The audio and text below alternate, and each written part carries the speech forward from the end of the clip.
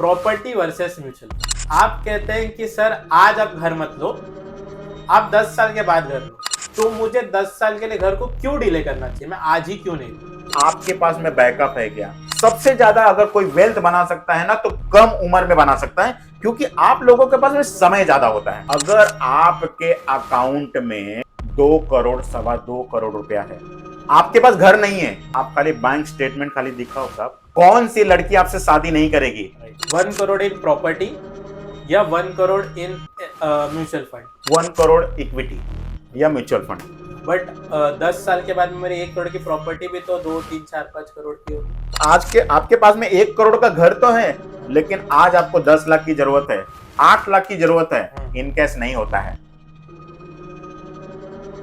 But मेरा जो अगला क्वेश्चन थोड़ा सा ट्रिकी क्वेश्चन है, Okay. जो लोग हमेशा पूछते हैं, आपके रील्स में भी पूछते हैं, आपके वीडियोस में भी पूछते हैं, और आपके ज्यादातर वीडियोस उसी पे वायरल गए। Property versus mutual. ओहो। आप कहते हैं कि सर आज आप घर मत लो, आप 10 साल के बाद घर लो। बिल्कुल। अगर मेरे पास मुझे आज घर लेना है, मुझे आज शादी करनी है, तो मैं आज ही घर लूंगा, मुझे आज ही शादी करनी है। अगर मैंने घर नहीं लिया, यार जेन्युइन सी बात है, लड़की नहीं मिलती है। Okay. तो अगर मुझे घर नहीं लिया मैंने, तो मेरा फ्यूचर थोड़ा सा डाउनफॉल में जा सकता है। तो मुझे 10 साल के लिए घर को क्यों डिले करना चाहिए? मैं आज ही क्यों नहीं लूं? लोगों को ऐसा लगता है, मार्केट में ऐसा भ्रम फैला दिया गया है कि अगर आज आप प्रॉपर्टी नहीं लेते हो ना तो कल ये भाव में मिलेगा नहीं, ऐसा लोगों के मन में है।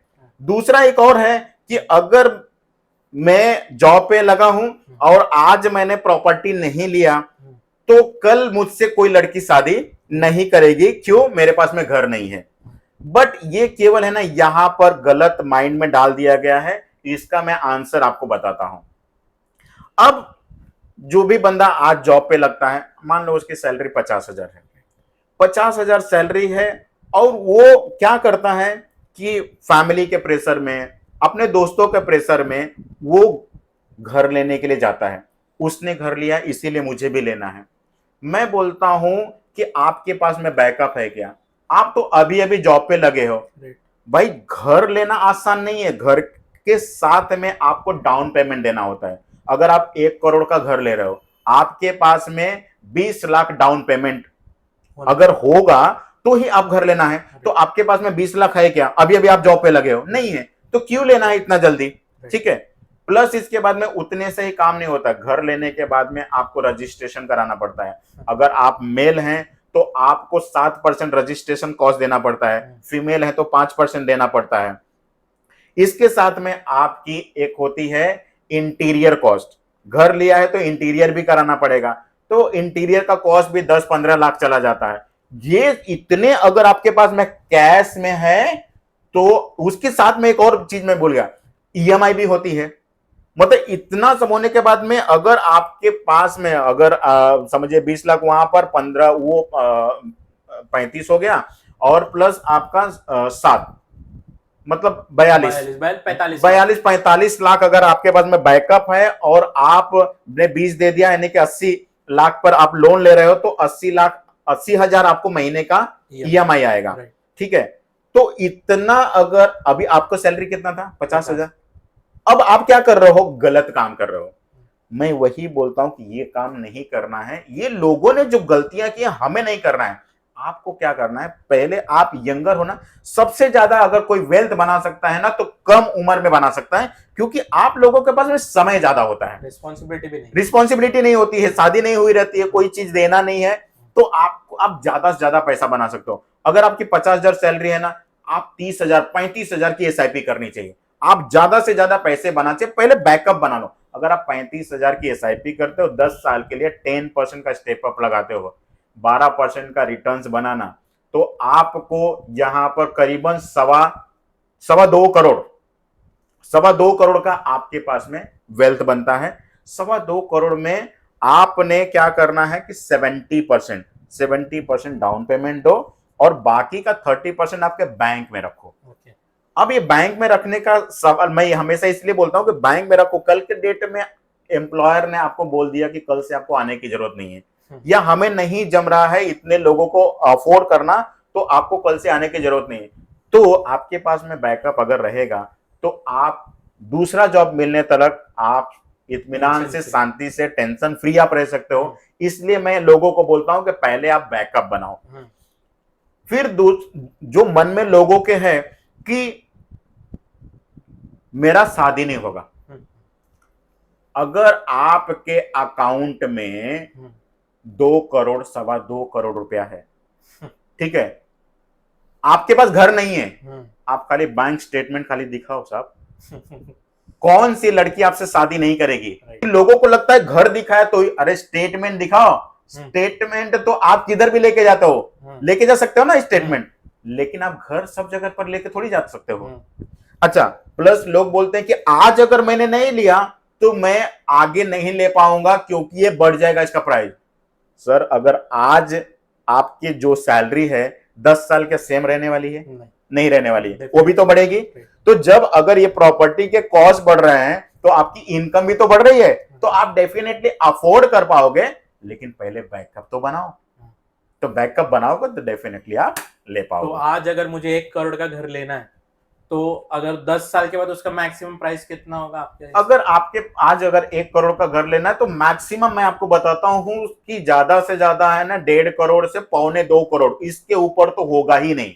तो व्यूवर, अगर आपके अकाउंट में 2.25 करोड़ रुपए रहेंगे तो आप आराम से 1.5 करोड़ का घर अफोर्ड कर पाएंगे। नहीं, यहाँ पे फिर भी मैं बोलूंगा कि आपको पूरा पैसा बिल्डर को नहीं देना है। हाँ, ठीक है, कैश में भी है, फिर भी 70% ही देना है, आपने बनाया है। और 30% आपके बैंक में रखना है, क्योंकि कल कभी भी टाटा बाय बाय करने का मौसम आया, टाइम आया, तो आपको टेंशन नहीं आना चाहिए। ओके, ठीक है। अब इसी से मिलता जुलता दूसरा सवाल, बट प्रॉपर्टी में इन्वेस्टमेंट का क्या? मुझे अगर आज किसी के पास भी 1 करोड़ रुपए है, 1 करोड़ इन प्रॉपर्टी या 1 करोड़ इन म्यूचुअल फंड, आप क्या रिकमेंड करेंगे? 1 करोड़ इक्विटी या म्यूचुअल फंड हमेशा मैं प्रीफर यही करूंगा, क्योंकि अगर आप 1 करोड़ का घर लेते हो तो 1 करोड़ के घर आपने ले लिया, ये मैं ऐसा समझ रहा हूं कि आपके पास में एक घर है जिसमें आप रह रहे हो, और दूसरा 1 करोड़ जो आपके पास में है वो आप इन्वेस्टमेंट के ले रहे हो, ऐसा मैं समझ रहा हूं। बराबर है? तो अगर आप इन्वेस्टमेंट के लिए ले रहे हो, 1 करोड़ का घर है, 1 करोड़ के घर पर आपको 2 से 2.25% का ही अप्रिसिएशन मिलता है, यानी कि इंटरेस्ट आप कमा सकते हो।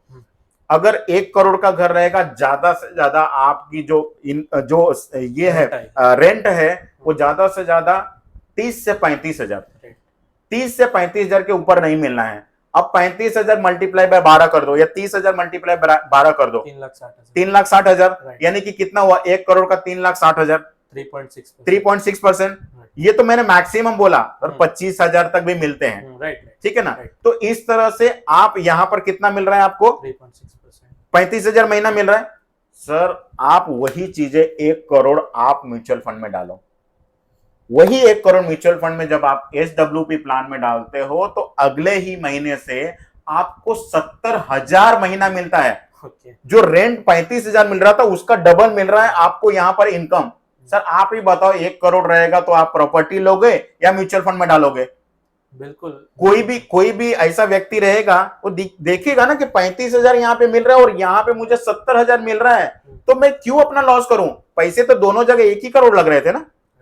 बट मेरा दूसरा काउंटर क्वेश्चन ये है, भले मुझे रेंट कम मिल रहा, बट 10 साल के बाद मेरी 1 करोड़ की प्रॉपर्टी भी तो 2, 3, 4, 5 करोड़ की होगी।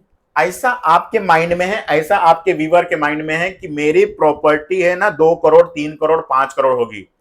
एक जमाना था, आज से मैं 30 साल, 25 साल, 40 साल की बात करूं तो उस समय एक जमाना था कि 5 लाख का अगर घर लिया है ना, फ्लैट ले लिया, तो आज उसकी कीमत है ना 90 लाख हो गई है, 1 करोड़ हो गया है।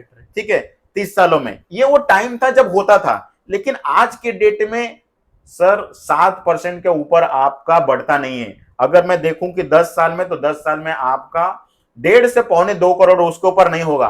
बट यही पैसा आपने 10 साल यहां पर रख दिया तो यहां पर भी आपका पैसा जो आपने 70,000 लिया वो महीने का, उसको छोड़ करके आपने जो 1 करोड़ डाला वो भी करीबन 1 करोड़ 70 से 1 करोड़ 80 लाख तक हो जाता है। अगर इसको 12 साल आपने रख लिया तो ये डबल भी हो जाता है। ठीक है, जो आपने मेरे इंस्टा में भी देखा होगा, इंस्टा के रील में देखा होगा। Right. तो ये 12 साल में आपका पैसा डबल हो जाता है, और प्लस आपको जो मंथली इनकम मिल रहा है वो अलग है। कि आपके पास में एक्स्ट्रा पैसा है तो आप उसको प्रॉपर्टी में मत लो, आप उसको म्यूचुअल फंड में डालो, SWP प्लान में। अब मान लीजिए कि आपने जो 5 लाख रुपए में लिया था उसका 1 करोड़ आज वैल्यू हो गया, आप बोलेंगे ये तो मेरा कितना गुना हो गया। Right right, perfect. मुझे ये बताइए कि 30 साल पुराना घर आप किसको बेचेंगे और कौन लेगा? कोई नहीं। उसके सामने है ना एक मस्त बिल्डिंग बन रहा है, उसमें फ्लैट आपको मिल रहा है, आप वो लेंगे या पुराना वाला लेंगे? नया वाला डेफिनेटली। नया वाला डेफिनेटली लेंगे। और प्लस जब भी आपको जरूरत है ना तो वो बिकता भी नहीं है, घर बिकता भी नहीं है, ठीक है। तो आप आपके पास में 1 करोड़ का घर तो है, लेकिन आज आपको 10 लाख की जरूरत है, 8 लाख की जरूरत है, इन कैश नहीं होता है, और आपके रेट पर तो पैसा मिलता ही नहीं है। तो मैं क्यों ऐसे झंझट में पड़ूं